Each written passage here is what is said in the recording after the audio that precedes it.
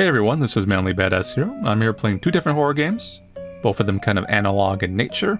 And the first game we'll be playing is called Little Jimmy's Gift, which is a horror game where you experience a boy's final moments through his camera and photographs. It's 1:30 a.m. and little Jimmy has been awakened. He can't sleep due to the excitement of using his new camera his parents gave him. This camera is just staring at Jimmy. Oh, there it goes.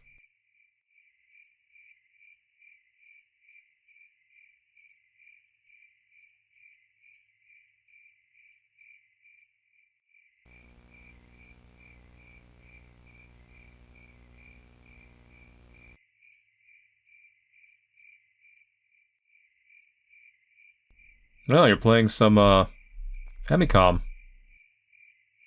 James Bond? Oh, and James Bond Jr. Yeah, I remember that was a cartoon or something, right? Had like a theme song, James Bond Jr. I don't think it was like a popular one.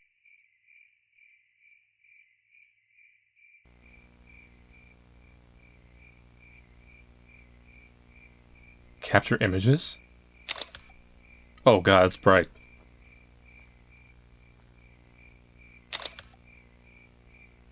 Okay.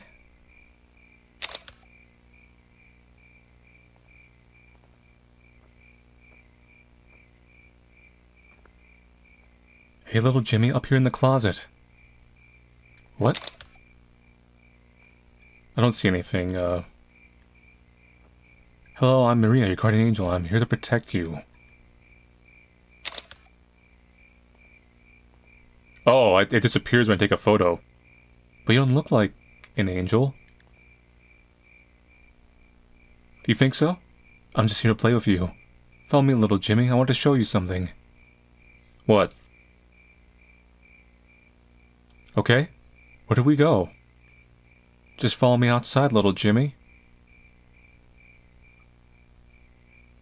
Is this like a photo camera or is this a video camera? Because it's got like a filter over it.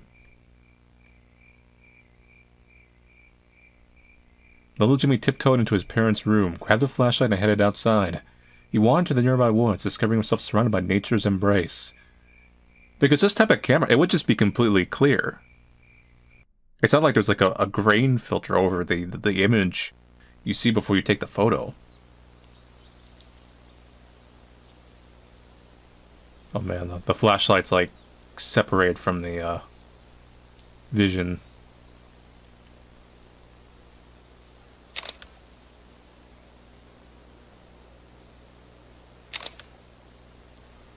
Where should I go?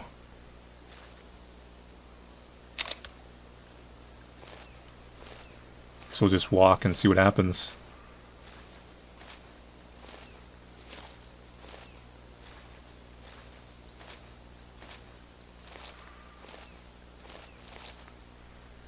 Maria, where are you? I'm scared.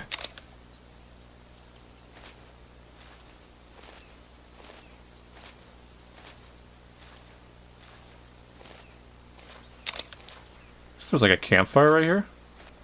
No, it's just a chopped down tree.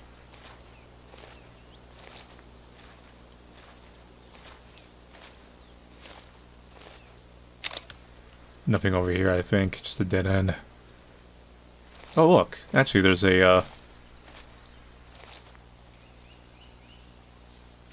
like a bunker right here. Proceed to enter. Little Jimmy then entered an old underground basement in the woods looking for Maria.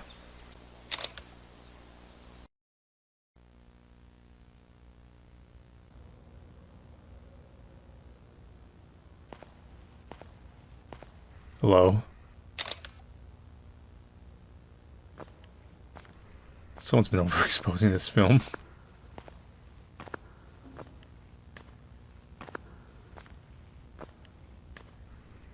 Looks like this is... I'm not sure if that was like just a pile of stuff or what.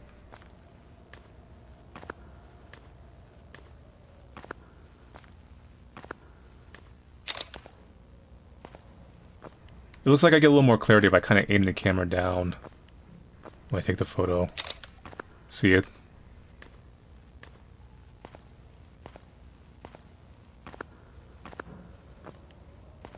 Boy, this whole place sure is suspicious.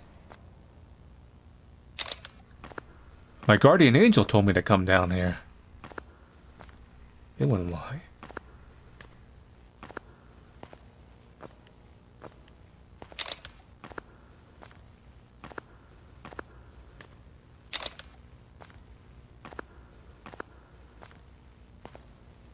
Hello? Still looking for anyone.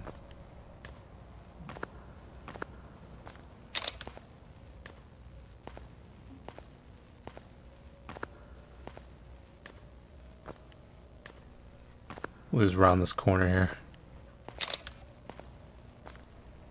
Looks like we got a some stairs. Whoa!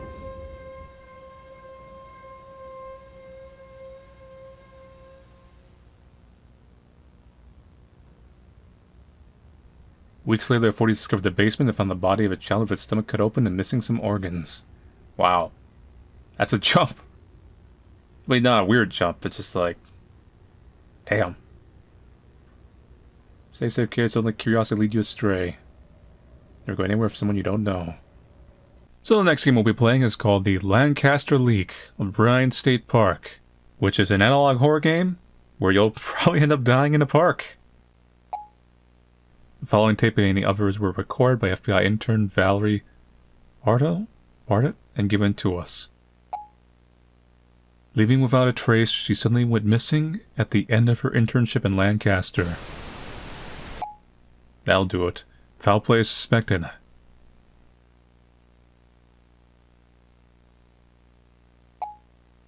So long as Valerie is missing, these tapes will continue to be leaked. We gave you a chance, this will be your last. Wait, who are you?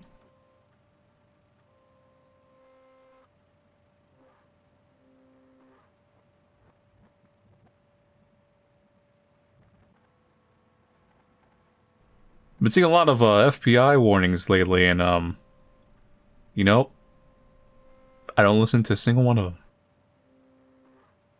You know, it just goes out one ear, out the other. Somehow these tapes keep leaking. Case number 12-9876, tape purpose debrief, date 0/25/1988, clearance, TS, case type missing persons, entity present, status resolved. I doubt you resolved this one. Previously inhabited by both Dakota, I can't say that, is now home to year-round camper and hikers. The park, along with other state parks up north, has experienced increased animal-like attacks. Cause was unknown until found footage of missing persons. Bradley Kaufman provided the Bureau with evidence of what was committing the attacks. And when I say I can't say it, I don't mean like it's not loud. I mean, I was just like, I'm not going to be able to pronounce this correctly. On August 25th, 1988, Bradley Kaufman, a 59-year-old male, visited Obrien State Park unaccompanied. That subject's behavior during his visit was unusual. Subsequently, on August 26th, the subject was reported as missing. His body was discovered on August 30th, and the recovered footage from his recording device will now be presented in chronological order. Accompanied by annotations, of course.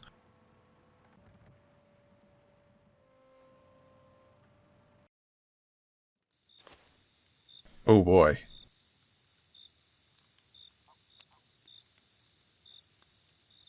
You have very low quality videotape, my friend.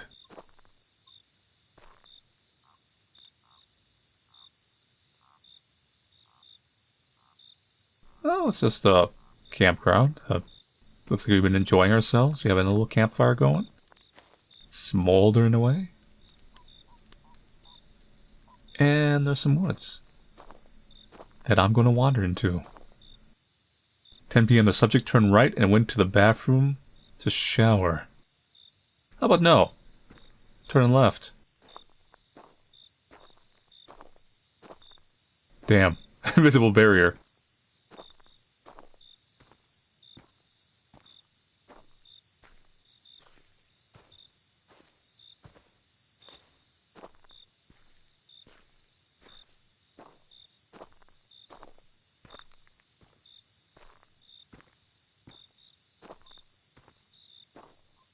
Pretty far away from the, showers, huh?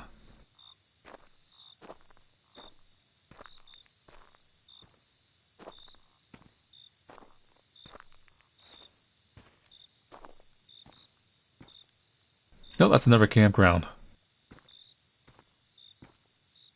Yeah, so we're even farther away than I thought. Oh, don't fix your alarm!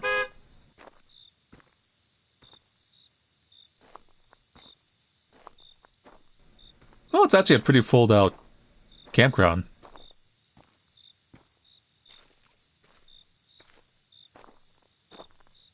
Weird stuff sometimes can go down in these campgrounds, so... Weird stuff. Okay, so this is the place.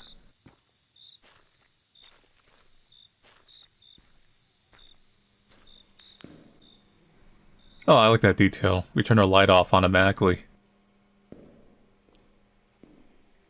I am a vampire, though.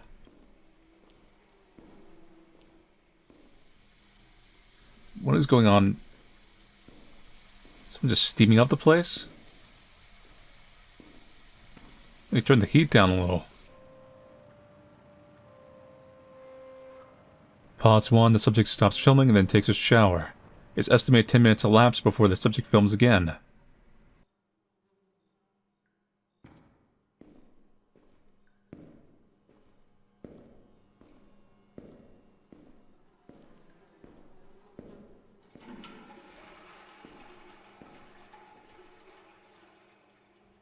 Someone's finishing up.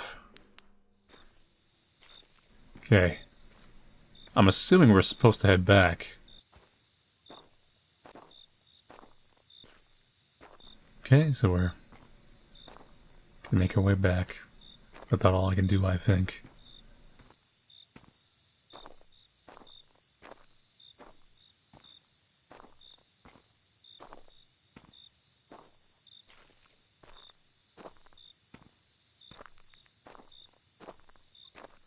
Was this my camp? No.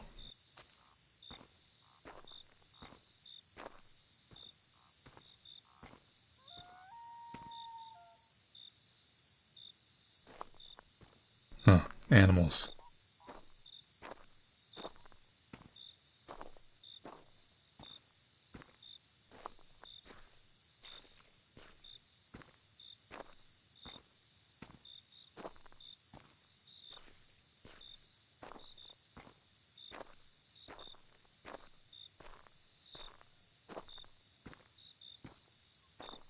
No, here's our camp.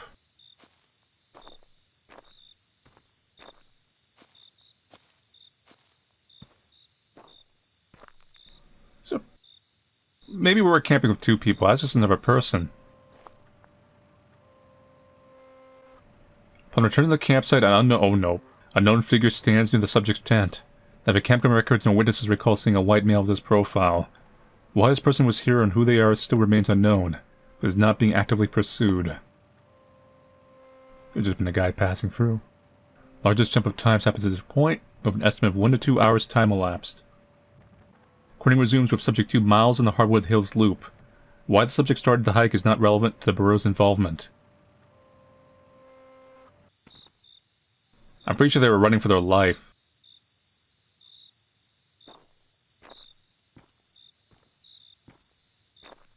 It's not really a hike, it's more like an escape.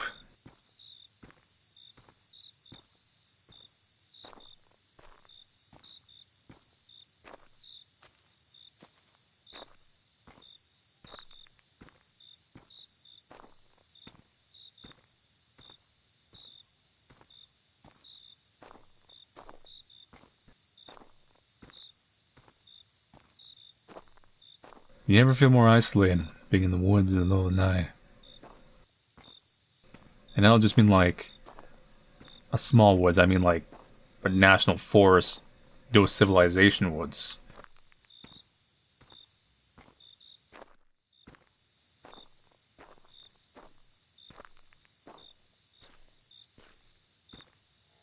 Also a lot of mosquitoes.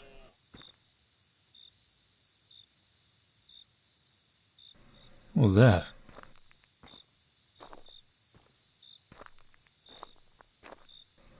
Deer?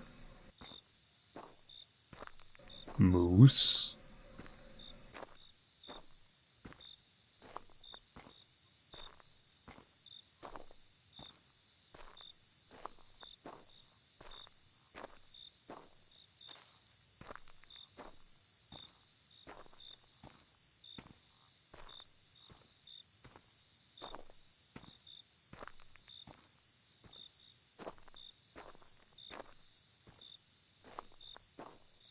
It's gone quiet.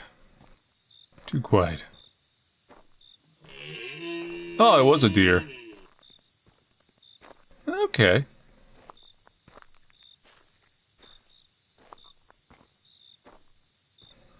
Usually you encounter more coyotes or things at night than deer. I'm a little worried.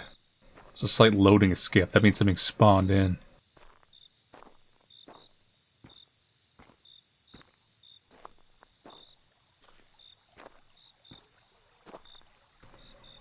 Go into the lake.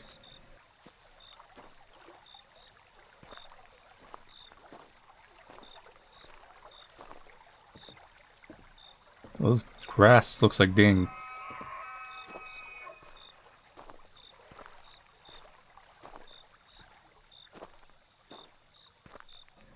I'm not sure it's a good thing. It's an eerie clearing.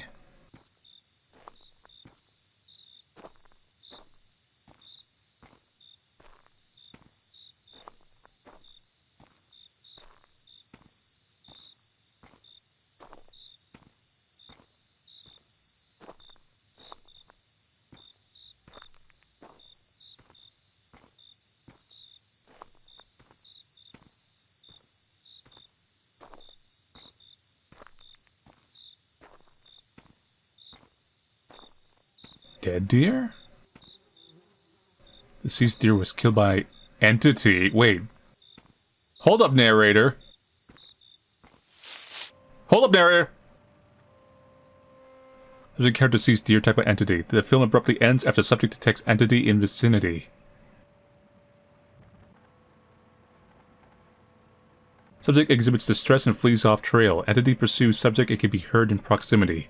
Subject resumes filming approximately 4 minutes after pause. This marks the final pause. Oh no!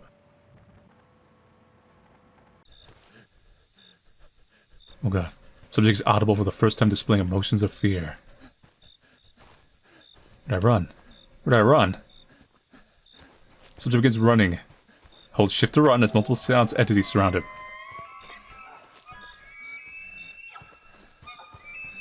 Narrator, cut this out.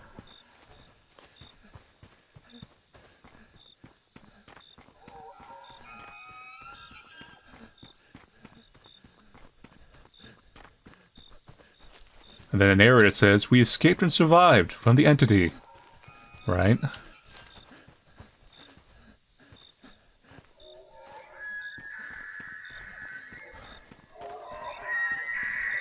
Oh god, I feel like it's getting closer.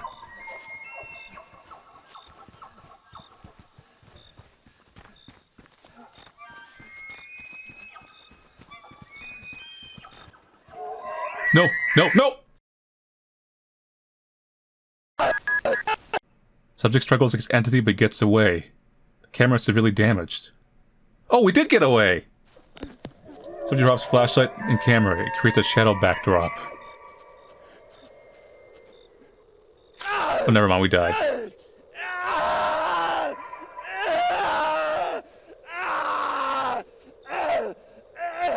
Subject blood creeps into frame.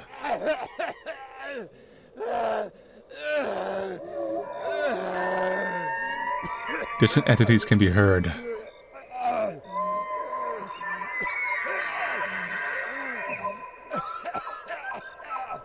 It's more than one. End of tape. Brady Kaufman's death would occur over the next 5 minutes. The remaining footage has been cut short for viewer discretion. Additional entities can be heard and would later fight over the remains. The footage ends when the camera battery runs out. Subject's remains were found scarred, most flesh was consumed. Little personal items remained intact. Public was told it was an abnormal bear attack. I mean, might as well have been a bear. What's the difference?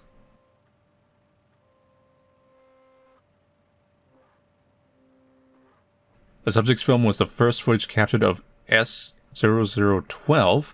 Ultimately, the subject's footage provided the Bureau proof to extend funding and special operation to contain entities. This case marks the first of many successful entity resolution programs.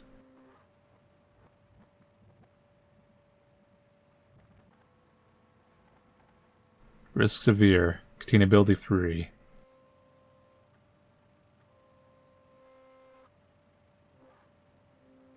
Wendigos are creatures originating from Native American tribes, the Great Lakes region, beloved supernatural beings bring terror to forest dwellers and linked to numerous missing persons cases. Tall and emaciated looking, Wendigos bear antlers and possess an insatiable appetite for human flesh. According to recent intelligence, there's been a notable resurgence of the Wendigo, and their geographical distribution has now expanded southward towards Minneapolis. Oh god.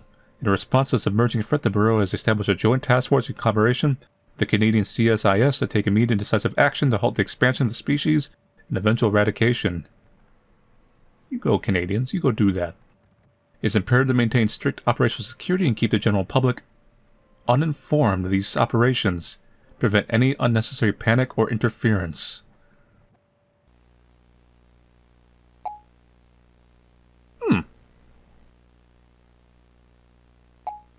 The story doesn't end here. Okay. Oh, I see what it's based off.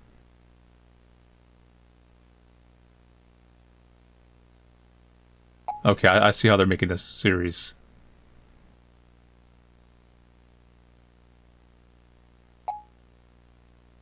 Lancaster League Crisis at Call Center. So, that's it for those two different horror games. So, I'll first talk about Little Jimmy's Gifts. Very short. I did like the idea of the photographs. I think you could have expanded on that a little bit, effect-wise, to reinforce it a little bit more. And obviously, if there's more length, you also could play around with that. Because they had the one good scare where something appears when you take the photo. But imagine, like, if you have more of those. Just, like, even some subtle ones where just, like, things would move or stuff like that. And you could really go ham on that concept. This is apparently based loosely on something. Something called The Kid in the Camera. If you go search on YouTube, you'll find it easy enough. Outside that, it was a very jammy game. Now, moving on to talk about Lancaster Leak. So I wasn't quite sure at first, my start days, because there is quite a few analog horror games and stuff like that, and they all have a somewhat similar style. But I think as it got going, it actually did kind of synergize things correctly, which is something you actually don't see too often. Usually they're kind of, how to describe it, almost very detached from the game media format. I could vaguely see what this was inspired by as far as its DNA. But I did like the kind of narration thing going on there, because you saw it where it was like, and then the person's gonna die, and then they hit shift to run. And there's like a little bit of a, I don't know how you describe it, but there's a little of unintentional humor there. But it also made things a little bit scarier, because you know what's coming, right? It's like saying, like, oh, you're gonna die, by the way. You're in a horror movie, but you still want to, like, struggle against it. Like, you still want to maybe fight against fate. Of course, it didn't work, but it gives you that feeling. But yeah, it wasn't a bad, actually, wasn't a bad analog horror game. It's one of those things where, if they release more, it could actually improve, because some of these indie game series actually make huge jumps per release. Like, the first one's really just a concept. So there's always, more potential. But yeah, anyway. So thank you all for watching me play those two different horror games. I'll see you guys later, and take it easy.